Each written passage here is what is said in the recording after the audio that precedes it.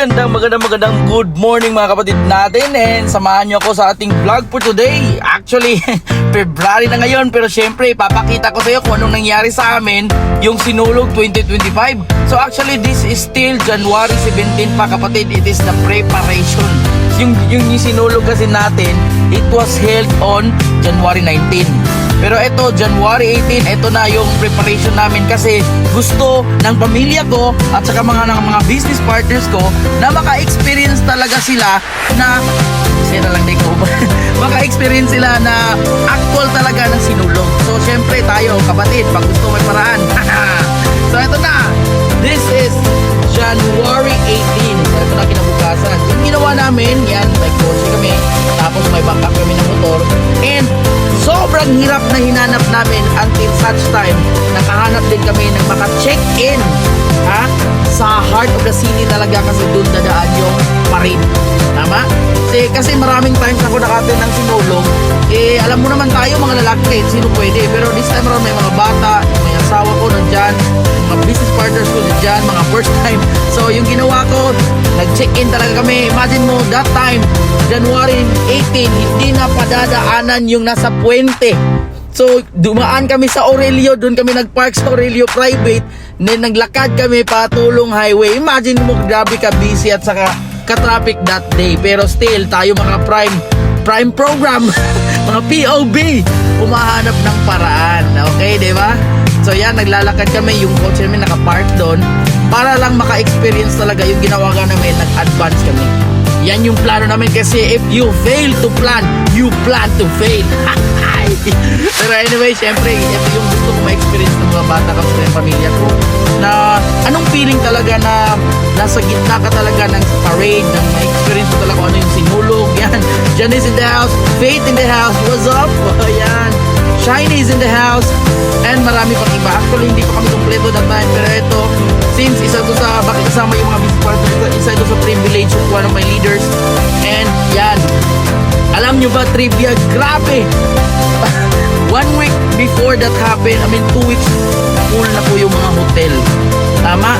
Crown Regency, shout out, One Central Hotel, at marami pang hotel na malapit sa Puente, close lahat, fully booked lahat. So, buti na lang sa sobrang bait natin, may marami tayong connection niya, naka-check-in talaga kami. Grabe, thank you Lord, the best ever. Yan, pinakain ko yung mga bata, sabi ko mag-ready kayo kids, kasi syempre kami, hanap buhay muna kami. So, that night, syempre yung mga bata na sa check-in na ready for tomorrow, kami pumunta pa rin kami sa Balamban. Grabe, we are part of this business kasi meron kaming negosyo na part ng company ng Uno, and we have the best ever products na 17 years na.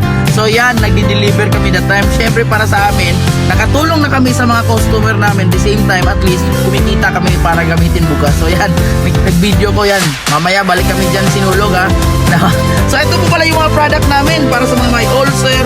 Pwede po mga bata kasi po normal tayo. And then sa mga mataba, tambok gusto mo niwang, itong na gusto mo puti, ayan, ako sa pala niwang na gusto mo tambok, kompleto po tayo. Again, 17 years na po, so ibig sabihin proven safe and effective. Pwede din po sa mga matanda, wala pong side effect kasi halal approved tayo and natural po tayo, wala pong side chemical content. Sa mga may ulcer, again, ito yung solusyon. Mga bugas, di ba? Mga bugas nga gusto mahamis ang naong, kompleto po tayo. Until bumalik kami sa city, boy, mga tambok na gusto muniwang, kompleto kami dyan. PM is the key, and we are ready to serve. Yan po yung negosyo namin. So that time, it's 4 a.m. na po. Grabe kami ka hanap buhay moment, di ba? Yung mga maitim gusto puti, we have the solution for that. Yan, nagmo-motorcycle kami, and nasa city na kami. Papadulong na kami sa hotel namin. And yes, okay, salamat po sa blessings, Lord God. And we are ready for tomorrow's sinulog. Let's get it on. 4x4, Prime Online Business, Prime Program. Let's do this. And then, this is the day. So, eto na po yung sinulog day. Early in the morning, nagligo kami, tapos naglakad kami.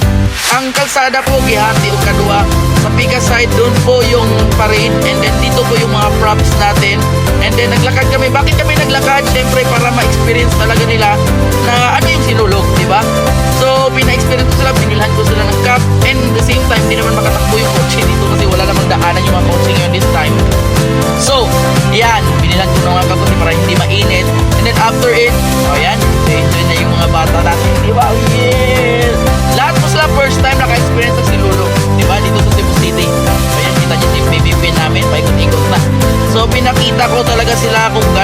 ka-crowded, gaano kadami yung tao. Kasi mamaya-maya, yung mga artista naman yung dadaan dito at magpaparade. So yan, pinakita ko sila kung anong nakita. Kasi ako, every sinulog ko, since nandito ako sa Cebu, 7 years na yata, every year nandyan ako nag-aate ng ganyan, di ba? So yan, pinakita ko yung mga props sa likod kasi yung mga parade, malapit po kami sa Abiliana naka-check-in, okay? And then yan, dami ng mga tao. So syempre, bumili kami ng mga souvenirs din para syempre may, after sa sinulog, mayroon silang madadala, di ba? So binili na namin ng mga t-shirts. Baby Pen, what's up? Okay, bumili kami ng mga t-shirts. Yung iba nagpa-henna tattoo, yung iba yung may mask and everything. Okay, so makikita mo, they are ready to rock the Sinulog Party Festival. Alright, diba? So naka-ready na kami. Picture muna. Let's do this. Okay, kasi yung ibang grupo po namin nandun na sa parade. And then, yan, lakad na kami. Yung ginawa po naming setup dito, nagdala kami ng lamesa, chairs and foods. Talaga sa daanan talaga ng parade doon namin sinet up yung chairs and food para pang long term talaga. Kasi this time around, it's around 9 AM pa lang in the morning. Syempre yung mag-lunch pa, pagbabalik pa kami sa hotel, masyadong dami ng tao di ba? Yung pagtawid nga ng kalsada, nahihirapan kayo, so magdami ng tao. So ginawa namin, we work wise. Umagang-umaga, nandun yung pwesto namin, yung chair namin, yung table, nandun na po.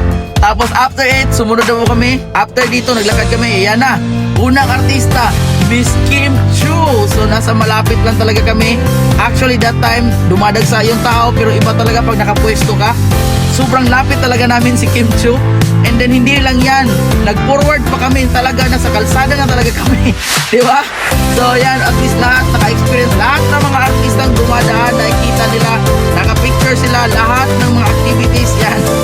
Dian and Brace Happy, Janice Lubos, and syempre, the one and only, diba? Sobrang thankful namin sa nag-sponsor sa amin, the Prime Online Business Prime Program, thank you. And syempre, sobrang thankful namin sa experience.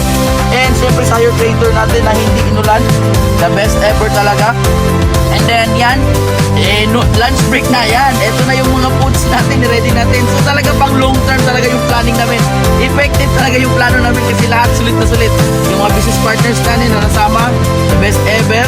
And then yan, super the best. So after that po, makita nyo sobrang daming tao din. Pero yung iba, maraming first time din. Ganyan yung na-feel namin before. So yung ma-feel mo dyan pag wala kang baon, gutom, uhaw, minsan naihihi ka, pero kami kasi busog na yan, nagpe-face paint na kami. Diba? Pinipil talaga namin yung Sinulog Festival, diba? O yan, si Ate Zia nag-face paint na yung Ate Zia ko. Diba? So yan, sila Faith, sila Shiny, diba? So wala pa yung mga tulog kasi nagbalik yan sa hotel namin around 5 AM na tulog lang mga 1 hour after gising na naman. Diba? So mga parang zombie yan sila, pero syempre kasi marami tayong mga food supplement ng business natin, hindi ilataan, power na power talaga. Benjon is in the house. What's up, Kuya Prime? Dami pang nandito pa si Mark de Guzman. So yan, nasa tabi talaga kami ng kalsada. Lahat ng mga artista dumadaan, kita namin, even si Finn. So makikita mo sa mukha nila na parang amazed sila kasi first time talaga, iba kasi pag first time, diba? So yan, pina-experience ko talaga para pag syempre may nagtanong, naka-experience ka ba ng sinulog? Yes na yes, diba? Even si Jollibee nandyan din, diba? So super happy sila kasi nandyan si Jollibee. And then after that po, yan, busog din sila. So yan, enjoy na. So makikita mo talaga na super enjoy na talaga yung mga bata, and super gigil na gigil sila kasi ang daming mga stops na nandito. Diba? Sila McDonald's, sila Jollibee, mga idol nila nandyan. Hindi lang yan, may... Oy, Shiny, what's up? Whoop! Whoop! Whoop! Yes! Yan yung resulta pag isang oras na yung tulog. Laban, Shiny! Shiny Blanco is in the house! What's up? O yan, hi pa rin, o, diba? Sabi niya, ay kayang-kaya ko, offline. Oy, yung asawa ko nandyan. So yan, isa yun din yan sa dahilan na inanapan ko talaga ng paraan. Siyempre, para sa kanya, yung asawa ko kasi hindi sanay sa crowded eh. So pag crowded daw, sabi niya, mahuubusan siya ng oxygen, something like suffocation. Sabi ko, asawa ko, huwag kang mag-alala kasi ay, siyempre, pag gusto may paraan, pag ayaw maraming dahilan. So ginawa ko, inanapan ko talaga ng paraan para maka-experience sila ng Sinulog Festival. So sobrang lapit talaga, nasa gilid talaga kami. Diba? So yan, makikita nila ang daming mga dancers. Alam niyo ba, trivia, ang laki ng pa-premium nito, kung sino manalo nito, ang laki ng mga prizes. I think mga 30,000, 20,000, mga second, third. And then, kaya tinutudo talaga ng mga contestants natin. And then dyan, di ba, sumasayaw sila. So, and then dami nilang contestant, binibigay todo talaga. Shout out po sa maraming contestant. I think almost 50 contestants po. Kaya inabot po kami ng gabi. Pero syempre yung mga bata, mga bandang hapon, sabi nila, Daddy, we are tired na, we wanna go to sleep. So, pinainom ko yung asawa ko ng buko juice, sila din. Then, may dinala rin kami ng snacks. Pang long term talaga para ma-experience talaga nila kung gaano kasarap na-experience yung Sinulog Festival natin. O yan, si Baby Ace, what's up, Kuya Prime? Yan, at least po, walang napagod, busog lahat, and then nag-enjoy na experience. Yan po kasi yung hindi mababayaran ng pera. Yung iba nga, from ibang lugar, lumadayo talaga para makita. Benjon! First time din yan ni Benjon, di ba? What's up? Kita nyo, super lucky ng tinatawag na Mio. O, di ba? May mga artista na dyan. Nandyan sila Derek Ramsey, di ba? Yung mga cast natin. Basta maraming artista na nandyan. Kim Chu. Ang cute ng bata, ginawang Santo Niño. Di ba? And then eto, isa sa hinihintay kong the best ever bago dumating yung pinahintay ko. Eto na! Yung pinapanood ko everyday. Batang Quiapo! Shoutout po sa mga followers ng mga Batang Quiapo. So ako, actually hindi ako fan sa mga teleserye, pero iba yung kwento ng Batang Quiapo, medyo mamomotivate tayo.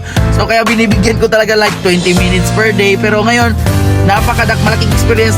Kasama ko sila sa parade ngayon. Ayan, the best ever, what's up? So the best talaga yung experience ko kasi nasama ako sa parade. Tama, dati lang yung ating akong Sinulog, nasa gilid lang kami, nasa likod lang kami kasi sobrang daming tao. Pero ngayon, dahil po naka-experience kami, the best ever talaga. Eto,